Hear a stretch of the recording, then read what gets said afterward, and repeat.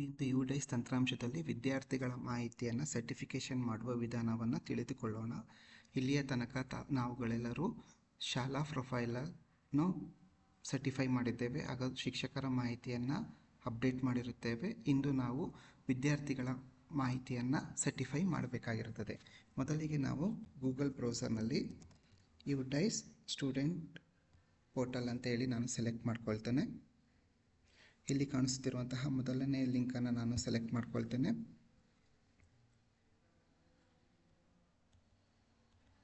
ನಂತರ ನಮ್ಮ ರಾಜ್ಯವನ್ನು ನಾವು ಸೆಲೆಕ್ಟ್ ಮಾಡ್ಕೋಬೇಕು.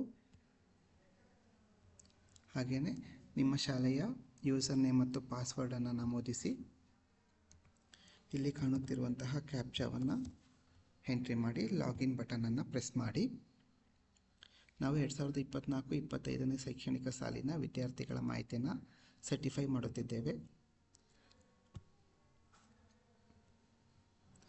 ಹೀಗೆ ನಾವು 24-25ನೇ ಶೈಕ್ಷಣಿಕ ಸಾಲಿನ ಮಾಹಿತಿಯನ್ನು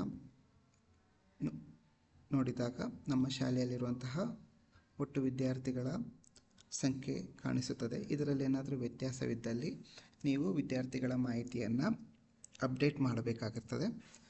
ಇಲ್ಲಿ ನೀವು ನಿಮ್ಮ ಎಡಭಾಗದಲ್ಲಿ ಗಮನಿಸಬಹುದು ಸ್ಕೂಲ್ ಸರ್ಟಿಫಿಕೇಷನ್ ಅಂತ ಇದೆ. ಸೊ ನಾವು ಇವಾಗ ಸ್ಕೂಲ್ ಸರ್ಟಿಫಿಕೇಷನನ್ನು ಕ್ಲಿಕ್ ಮಾಡುತ್ತೇವೆ. ಇಲ್ಲಿ ಒಟ್ಟು ಶಾಲೆಯಲ್ಲಿರುವ ಒಟ್ಟು ವಿದ್ಯಾರ್ಥಿಗಳ ಸಂಖ್ಯೆ ಇಲ್ಲಿ ಕಾಣಸಿಗುತ್ತದೆ. ಇದರಲ್ಲಿ ಏನಾದರೂ ವ್ಯತ್ಯಾಸವಿದ್ದಲ್ಲಿ ಮಕ್ಕಳ ಮಾಹಿತಿಯನ್ನು ನೀವು ಇಂಪೋರ್ಟ್ ಮಾಡ್ಕೋಬೇಕಾಗಿರ್ತದೆ. ಅಥವಾ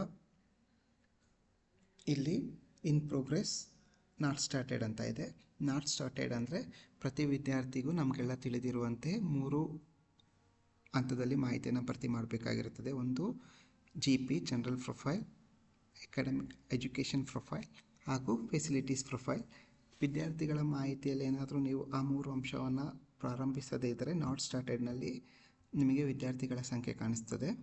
ಅಥವಾ ಇನ್ ಪ್ರೋಗ್ರೆಸ್ನಲ್ಲಿ ಮಾಹಿತಿ ಕಾಣಿಸ್ತಿದೆ ಅಂದರೆ ನೀವು EP, GP, FP ಇದರಲ್ಲಿ ಯಾವುದಾದ್ರು ಒಂದು ಅಂಶವನ್ನು ಸಂಪೂರ್ಣವಾಗಿ ಭರ್ತಿ ಮಾಡಿಲ್ಲ ಅಂತೇಳಿ ಅರ್ಥ. ಈ ಶಾಲೆಯವರು 8 ವಿದ್ಯಾರ್ಥಿಗಳ ಎಲ್ಲ ಮಾಹಿತಿಗಳನ್ನು ಭರ್ತಿ ಮಾಡಿದ್ದಾರೆ. ಸೊ ಕಂಪ್ಲೀಟೆಡ್ ಅನ್ನೋ ಕಾಲಮ್ನಲ್ಲಿ ನಿಮಗೆ ಇಲ್ಲಿ ಮಕ್ಕಳ ಸಂಖ್ಯೆ ಕಾಣಿಸ್ತದೆ. ಇಲ್ಲಿ ನೀವು ಗಮನಿಸ್ಬೋದು ಎನ್ರೋಲ್ಮೆಂಟ್ ಸಮ್ಮರಿ ಅಂತ ಇದೆ. ಈ ಎನ್ರೋಲ್ಮೆಂಟ್ ಸಮ್ಮರಿಯಲ್ಲಿ ನಿಮ್ಮ ಶಾಲೆಯಲ್ಲಿರುವಂತಹ ವಿದ್ಯಾರ್ಥಿಗಳ ಮಾಹಿತಿ ಹಾಗೂ ವಿಶೇಷ ಅಗತ್ಯತೆಯುಳ್ಳ ಮಾಹಿತಿ ಹಾಗೂ ಜಾತಿವಾರು ಲಿಂಗವಾರು ಮಾಹಿತಿಗಳನ್ನು ನೀವಿಲ್ಲಿ ಗಮನಿಸ್ಬೋದು. ಇದರಲ್ಲಿ ಯಾವುದೇ ರೀತಿ ವ್ಯತ್ಯಾಸವಿದ್ದಲ್ಲಿ ಅದನ್ನು ನೀವು ಸರಿಪಡಿಸಿ ನಂತರ ನೀವು ಫೈನಲೈಸ್ ಮಾಡಬೇಕಾಗ್ತದೆ. ಸೊ ಇಲ್ಲಿ ಈ I year by declare that ಅಂತೇಳಿ ಒಂದು ನೋಟ್ ಹಾಕಿದ್ದಾನೆ. ಅದನ್ನು ನಾವು ಇಲ್ಲಿ ಟಿಕ್ ಮಾಡೋದ್ರ ಮೂಲಕ ಒಪ್ಪಿಗೆಯನ್ನು ಸೂಚಿಸಬೇಕಾಗ್ತದೆ. ಇಲ್ಲಿ ಸಬ್ಮಿಟ್ ಬಟನ್. ಸಪೋಸ್ ಒಂದು ವೇಳೆ ನಿಮಗೇನಾದರೂ ಸಬ್ಮಿಟ್ ಬಟನ್ ಎನೇಬಲ್ ಆಗಲಿಲ್ಲ ಅನ್ನೋದಾದರೆ ಯಾವ ಕಾರಣಕ್ಕಾಗಿ ಇಲ್ಲಿ ನಿಮಗೆ instruction for certifying the data ಅಂತ ಹೇಳಿದೆ. ಅಲ್ಲಿ ನಿಮಗೆ ಆ ಒಂದು ಇನ್ಸ್ಟ್ರಕ್ಷನಲ್ಲಿ ನಿಮಗೆ ಯಾವುದೆಲ್ಲ ಕಾರಣಕ್ಕೆ ಸಬ್ಮಿಟ್ ಬಟನ್ನು ಎನೇಬಲ್ ಆಗೋದಿಲ್ಲ ಅಂತೇಳಿ ಇದೆ. ಅಂದರೆ ನೀವೇನಾದರೂ ವಿದ್ಯಾರ್ಥಿಗಳ ಮಾಹಿತಿಯನ್ನು ಸಂಪೂರ್ಣವಾಗಿ ಭರ್ತಿ ಮಾಡಿಲ್ಲ ಅಂದ ಪಕ್ಷದಲ್ಲಿ ನಿಮಗೆ ಸಬ್ಮಿಟ್ ಬಟನ್ ಎನೇಬಲ್ ಆಗಿರೋದಿಲ್ಲ. ಅದೇ ರೀತಿ ಅವರಿಗೆ ಸೆಕ್ಷನ್ನ ನೀವು ಅಸೈನ್ ಮಾಡಿಲ್ಲ ಅನ್ನೋದಾದರೆ ಇಲ್ಲ ಮಾಧ್ಯಮನ ಅಸೈನ್ ಮಾಡಿಲ್ಲ ಅನ್ನೋದಾದರೆ ಸುಮಾರು ಒಂದು 8 ಅಂಶಗಳಿದ್ದಾವೆ. ಅದರಲ್ಲಿ ಈ 3 ಅಂಶಗಳು ಪ್ರತಿ ಶಾಲೆಗೂ ಸಂಬಂಧಪಡ್ತದೆ. ಇನ್ನು ಹಲವು ಅಂಶಗಳು NSQF ಇರುವಂತಹ ಶಾಲೆಗಳಿಗೆ ಮಾತ್ರ ಸಂಬಂಧಪಡ್ತದೆ. ಅದನ್ನು ನೀವು ಸರಿಪಡಿಸಿದ ನಂತರ ನಿಮಗೆ ಸಬ್ಮಿಟ್ ಬಟನ್ ಎನೇಬಲ್ ಆಗುತ್ತೆ. ಇಲ್ಲಿ ನಾವು ಸಬ್ಮಿಟ್ ಬಟನ್ನ ಕ್ಲಿಕ್ ಮಾಡಬೇಕಾಗ್ತದೆ.